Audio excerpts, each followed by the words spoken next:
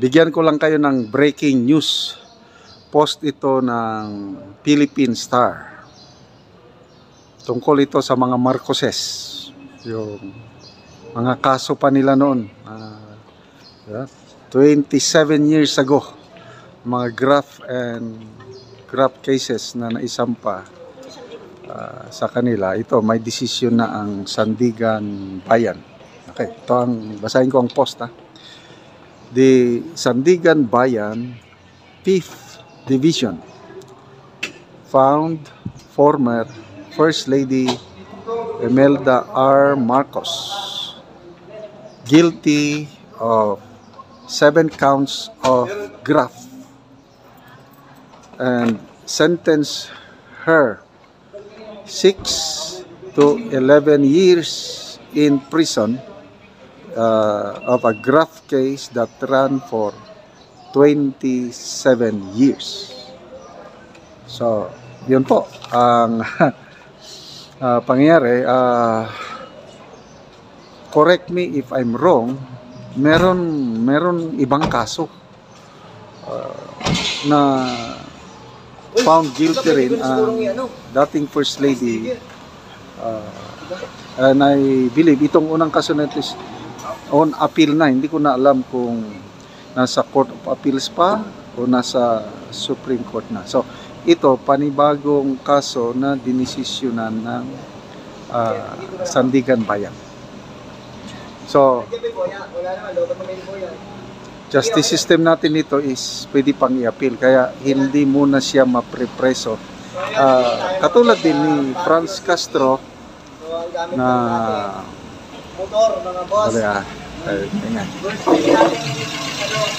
katulad ni Franz Castro, convicted na siya sa RTC ng child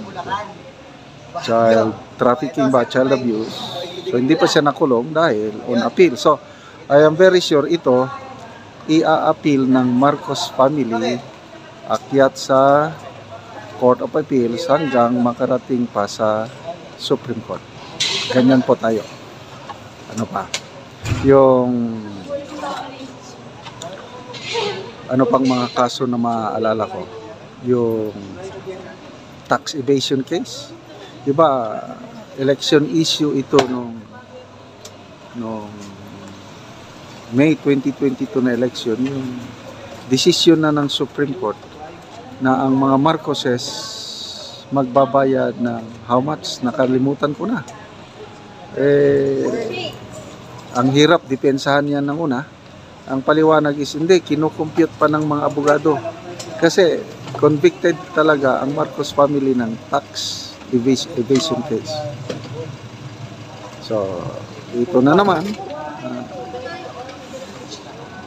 Sayang, ako nung una, bilib ako sa Marcos family.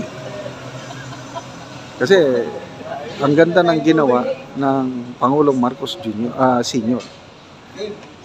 Although hindi rin perfect ang kanyang administration, kaya may mga ganitong pangyayari. So akala ko hindi sila corrupt. Ito na na nangyayari na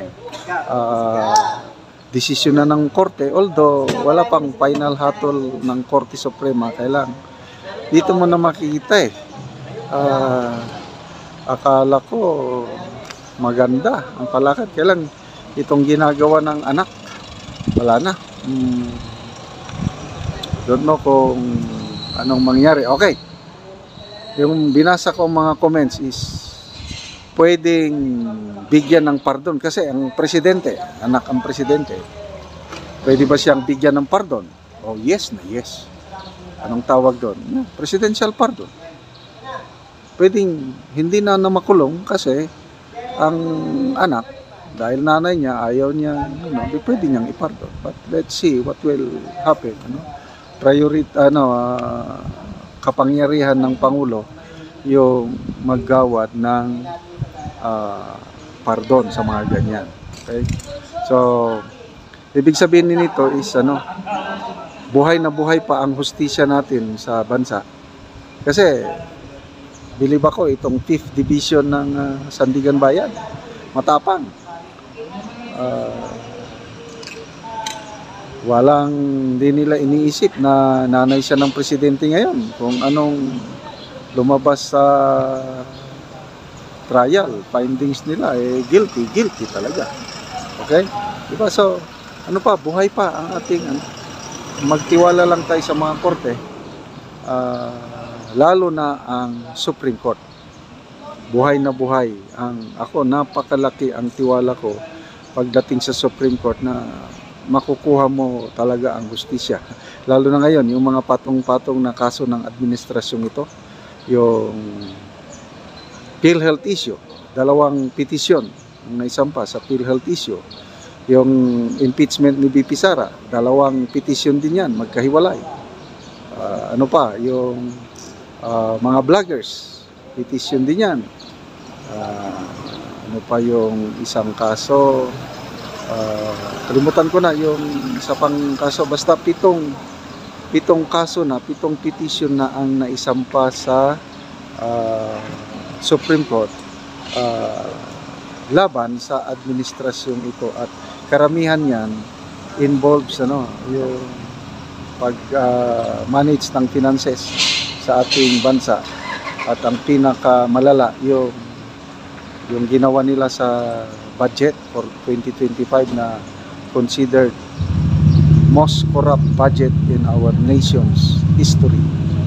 So, what will happen? Na-release na ang 65% budget. Marso pa lang. Paano kung i-desisyon ng Supreme Court na unconstitutional? Na-release ng pera, nagastos na. What will happen? Magkakaroon ng, I don't know, sana maayos ka. Usapan natin ngayon ang mga post ni Brigadier General De Leon tungkol sa kawawang kalagayan ng ating mga sundalo at ang pangako ni Speaker Martin Romualdez. Ito, una niyang post. Sabi niya, "To those who know the whereabouts of Martin, remind him of his promise 350 subsistence allowance for soldiers." Promise. Last December ito, pinagmayabang niya. And then ito, another post ni General De Leon. Nagpapatulong siya kay CIDG Chief Major General Torre. Sabi niya, "I am earnestly requesting Police Major General Torre to look for the heartbeat of Martin Romualdez. If found, please inform Martin that the whole country in general and the armed forces of the Philippines in particular are waiting with bated breath and unbridled excitement for his well-documented and widely announced increase in the soldiers' subsistence allowance to 350 pesos. Marso na ngayon. Enero, dumaan ng Enero, wala. Ang mga sundalo naghihintay. Kasi promise Ang laking bagay yun, yung 200 pesos. Kasi 150 dati, dinagdagan ng 200 per day. So 350 na ngayon. Malaking bagay yun sa ating mga kasundaluhan. Kasi yung 150 per day ngayon, hindi ka na mabubusog. So ano yun? Tig 50 per meal. Paano ka? Sundalo ka? Pupunta ka sa bundok. Hanap ng kalaban ng bansa. 50 pesos per meal ang budget mo. Wala na talaga. So, kung matupad sana yung pangako, madagdagan ng 200, tatanggap na yung sundalo 350 per day, malaking bagay yun. Matutuwa ang mga sundalo. Ang problema, nasaan na yung pangako? Wala pa rin. Yeah, well documented ito. Ang daming ang daming videos ni-research ko. Tinype ko lang. Martin Romualdez, promise, increase subsistence allowance of soldiers. Ang daming lumabas. Unahin natin dito, ha. Ito.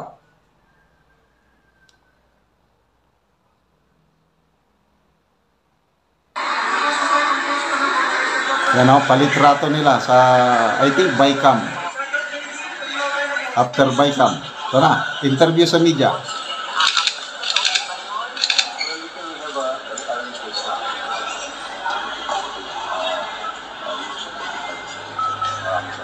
Sir, yung subsistence allowance mo for these? Ay, napaka... Yun, subsistence allowance.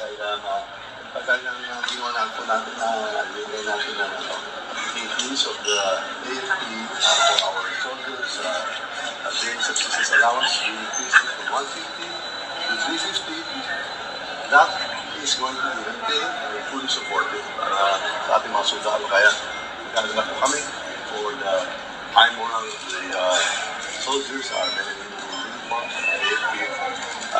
Tuloy po yun yung daily subsistence allowance increase from 150 to 350. That translates to almost 10,500 pesos a month. Thank you. Pinabanggit niyo kanina, itataas yung minimum wage. Hindi sabihin na aprobahan niyo na po yung bill sa House para taasin yung minimum wage. Hindi pa yan na-take up. Okay, sisayan, ha. Meron pa. Yung pagtawag niya kay General Browner, iparinig ko ulit sa inyo. Para ito.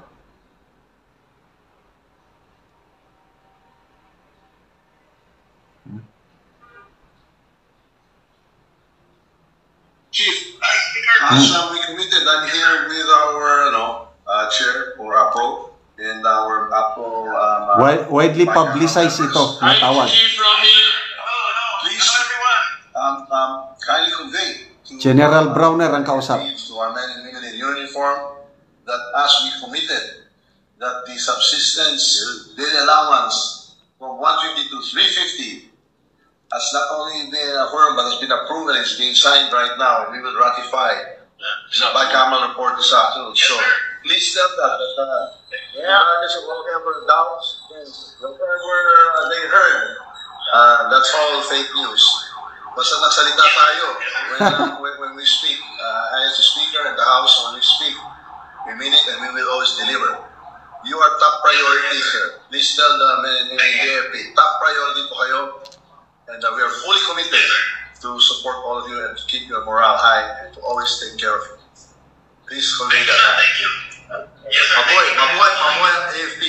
Mabuhay kayo lahat. Salamat, sir. Okay. I will relate this, sir, to the troops on the ground, and then I will include this in my speech during the AFP exercise. So the design here in the BICA that will be ratified tonight in the plenary. We will ratify the budget on Wednesday, and the president will sign it into law.